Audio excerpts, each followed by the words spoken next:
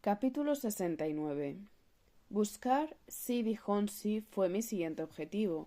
Salí temprano a la mañana siguiente, antes de que Víctor se despertara y la casa se llenase de movimiento. El cielo presagiaba otro día luminoso cuando abandoné mi nuevo barrio para que la antigua gran hacienda de un ciudadano inglés que se iba vendiendo a pedazos para que la ciudad moderna prosiguiera su despliegue. En paralelo a la tapia del cementerio musulmán, la larga Sidi Bourakia me llevó hasta el zoco de afuera. Pasé delante del bar Las Palomas y de la Mendoubia. Al atravesar la Gran Bab, el Fash, vi a los comerciantes marroquíes trajinando en sus bacalitos, colocando sartenes y plumeros, matamoscas, cacerolas y barreños, preparando el género para los clientes que irían llegando a lo largo de la jornada. Enfilé desde allí la avenida de Italia, con sus edificios de hermosos balcones curvos. Apreté el paso al cruzarme con el Cine Capitol, luego el Alcázar. Preferí que mi memoria no se detuviera en ellos. Allí había estado con Ramiro varias veces, en esos 5 desocupados y veleidosos, en los que yo vivía cegada por su amor, mientras en el Hotel Continental a mi espalda se iba nutriendo una factura de la que al cabo hube de hacerme cargo. Sacudiéndome de encima los recuerdos ingratos, emprendí con brío la subida a la Casbah. Llevaba sandalias sin tacón, pantalón largo y un carré de seda cubriéndome el pelo. Ocultaba los ojos tras mis gafas de sol. Podría haber pasado por una turista cualquiera, solo que por allí no había turistas, ni a aquella hora ni casi a ninguna. Estos se quedaban en los balnearios de la playa y en las piscinas de los hoteles. Como mucho alcanzaban a ver las grutas de Hércules o se sentaban en la terraza de algún café del zoco chino, a fin de disfrutar de lo pintoresco de la ciudad por una tarde. A adentrarse en la vieja Alcazaba, en la zona alta de la Medina, tan solo se atrevían los aventureros y los excéntricos. Por eso me extrañó tanto saber que precisamente era el entorno elegido por la millonaria Bárbara Hutton para comprar un palacio. El vendedor, según me informó el lánguido Sachs en su despacho de la aseguradora, fue un tal Maxwell Blake, diplomático estadounidense, decano del cuerpo consular en Tánger. Tras décadas de servicio en Marruecos, con la jubilación le llegó el momento de volver a casa, a Kansas City, of all palace. Antes, a lo largo de las décadas, y los distintos propietarios, mediante el desembolso tanto de dinero como de paciencia, y con la suma sucesiva de hasta 7 viviendas, la casa se había expandido, uniendo unas construcciones con otras hasta formar un lugar tan laberíntico como hermoso. Entre sus dueños originales estuvo el propio Sidi Hosni, santo musulmán que daba nombre al lugar y cuyos restos se decía que descansaban debajo de la edificación. Otro célebre propietario fue el legendario periodista de The Times, Walter Harris, que acabó construyéndose una villa en la zona de Malabata, más allá de los arenales. Así, pasando de unos a otros y sufriendo transformaciones, acabó el palacio en manos de Bárbara Hutton. Todos los materiales a la vista eran originales. Artesanos locales habían trabajado con manos hábiles y tradición legendaria la escayola, el barro, la forja y la madera. O eso constaba al menos en el informe de 2 páginas que Sachs me entregó. La transición se llevó a cabo por la cantidad de $100.000 americanos y el mobiliario original iba incluido en el precio. Punto final. Hasta ahí llegaban los datos que me aportaron. El resto tendría que averiguarlo por mi cuenta. Intenté preguntar por el sitio a una mujer musulmana envuelta en su jaique, pero siguió su camino sin hacerme caso. Paré después a unos niños. —¿Sidi Honsi? —les dije. Se encogieron de hombros, rieron y me pidieron un duro. Continué subiendo, sorteando callejas, socavones, mondas de melón y patata, hoyos mugre y gatos, preguntándome por qué, demencial razón, se me había ocurrido comprar allí una casa a una de las mujeres más ricas del planeta. De haber venido conmigo el precavido Gregory Sachs, de Brax Insurance Ltd., se habría muerto del susto. Fue un viejo de chilaba roñosa quien acabó señalando mi objetivo. Alzando una ruda muleta de palo, con la puntera me marcó el rumbo, hacia arriba y a la derecha. Tras dejar 10 pesetas sobre su mano áspera, me dirigí a mi destino.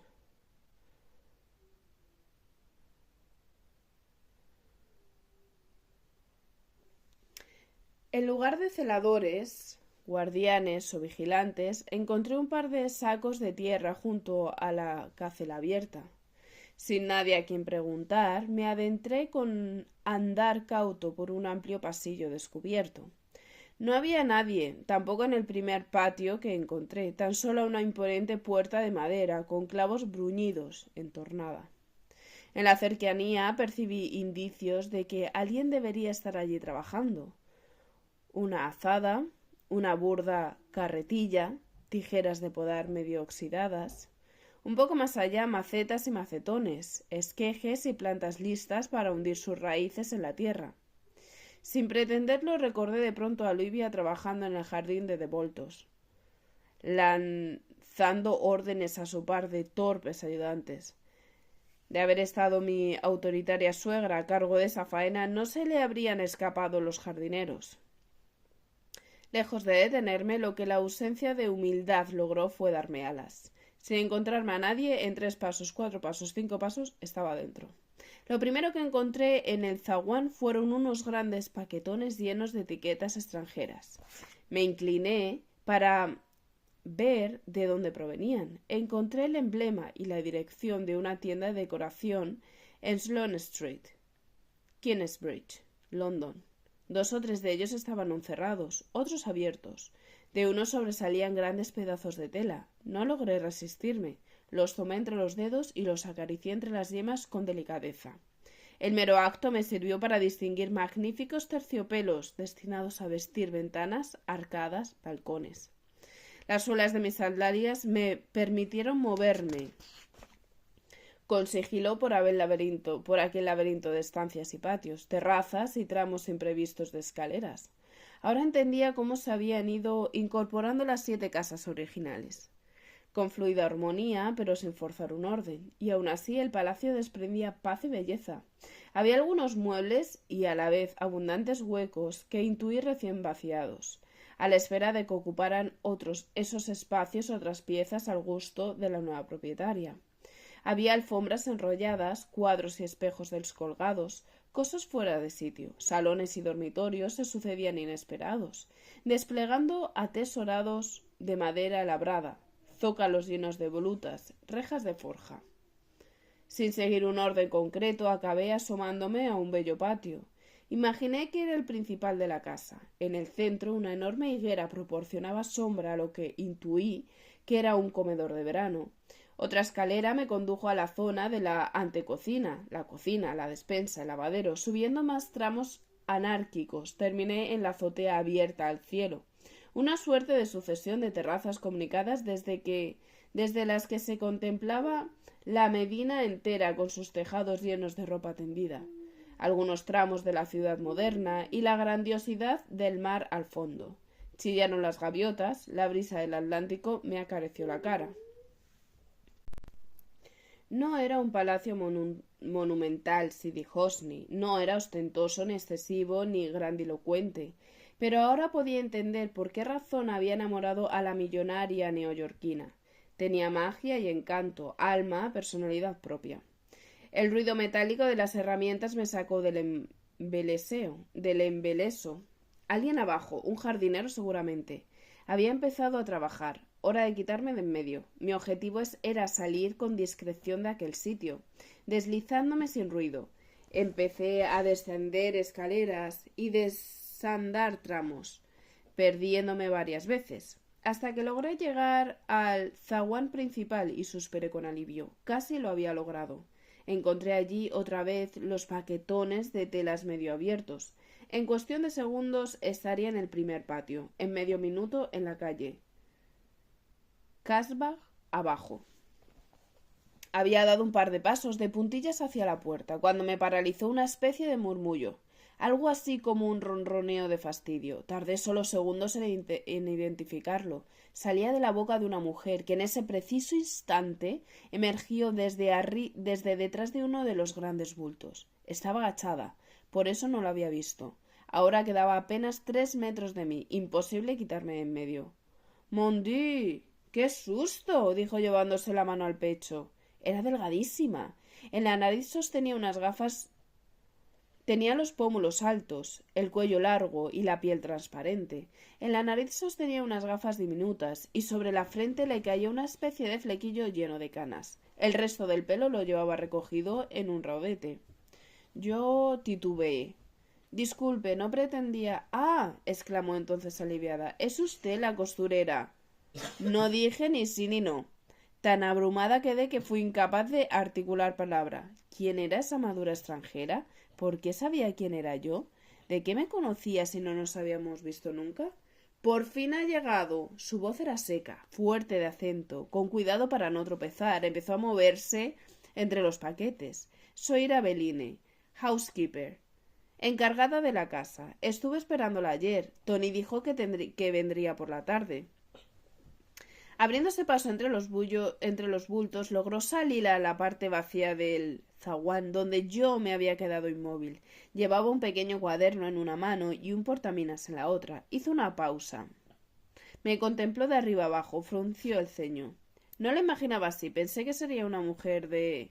Lanzó una mano al aire, con un gesto difuso que venía a decir da igual. En fin, lo importante es que está aquí. Déjeme que la explique. Pasó los siguientes minutos explicándose, en efecto. En el exclusivo establecimiento de Londres donde un afamado decorador de interiores había encargado cortinas para toda la casa, se habían equivocado con las medidas. Una confusión absurda entre centímetros, pulgadas, pies y yardas. Conclusión. Las habían hecho largas en exceso y había que cortarlas y recomponerlas. En una tarjeta llevaba anotadas las nuevas proporciones. ¿Qué me tendió? ¿Cuándo cree que podrían tenerlas listas? En ese preciso instante debería haberlas sacado de su equivoco. No es a mí a quien esperaba, disculpe, señora. En el pasado sí fui modista, ahora ya no. Ahora soy simplemente una intrusa que se pasea por el palacio sin permiso ni vergüenza. Alguien a quien ha encargado sopesar las particularidades de este lugar y las gente que se mueven por él, sin que los implicados se enteren. Lo que le dije, sin embargo, fue algo muy distinto. ¿Para cuándo las necesita? Lo antes posible, naturalmente. Pero es mucho trabajo, necesitará ayuda. La princesa llegará en 2 semanas y aún quedan montones de cosas por hacer. Si pudiéramos librarnos de esto antes de que empezara con... La interrumpí. Deme un par de días. En el rostro dibujó una mueca entre la incredulidad y el desconcierto. ¿En serio? Absolutamente. Solo necesito que lleve los paquetes a mi casa. Se maravilla. Tan desahogada quedó que se le escapó el francés sin darse cuenta. Vivo en la zona del Parque Brooks. Hay un gran pino en la entrada de mi villa. Dale esa instrucción a quien vaya a encargarse del porte. Todavía no se le había borrado el gesto cuando me dirigí a la puerta y salí del patio. Vi a un jardinero revolviendo tierra a los macetones, un marroquí tan viejo como sus herramientas. Lo ayudaban un par de muchachos, otros cargaban bultos desde la calle. La vida en Sidi Hosni había empezado a moverse. A mi espalda oí entonces un carraspeo. «Excuse me, madame». Me di la vuelta. Irabeline me había seguido. La miré desde detrás de mis grandes gafas. «¿Y su nombre es...?» Le tendí la mano, lánguida, farsante, con una ligereza casi plumosa. Ya estaba allí la que no era yo, con una nueva identidad, agarrada al vuelo. «Alice Bonnard, encantada». Soy Couture, recién llegada de Buenos Aires, aunque ya vivía aquí en Tánger años atrás durante un tiempo. Me dedico a la alta costura y no suelo hacer este tipo de trabajos de índole decorativa, como es obvio. Considérelo un favor especial por tratarse de...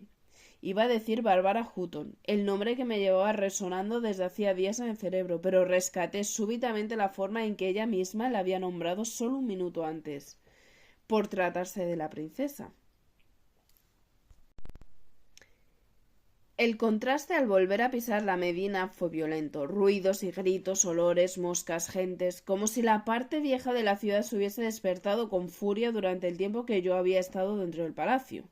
Empecé a deshacer entre Empecé a descender entre hombres y mujeres vestidos con chilabas, ropones y jaiques, niños descalzos, viejos con harapos. Había algunos puestos y tenderetes, vendedores ambulantes, alfombras colgadas en las ventanas, jaulas, charcos, mendigos en cuclillas, cubiertos por capuchones, con las manos costrosas extendidas. Vida desparramada, auténtica y propia, ajena a la suntuosidad cosmopolita de la interzona. Algo más adelante, sin embargo, percibí una presencia distinta. Una Cristina madura, vestida de oscuro y entrada en carnes, subía acalorada la cuesta. Extrañan entre el gentío.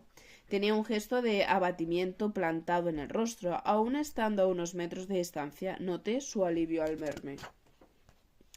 Perdóname usted, señorita, ¿habla español? Estoy buscando una casa que se llama Sidijoni o algo así.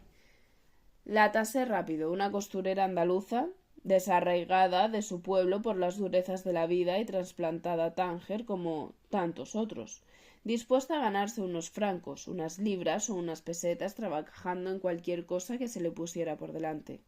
¿Es usted la costurera? ¿La manda Tony?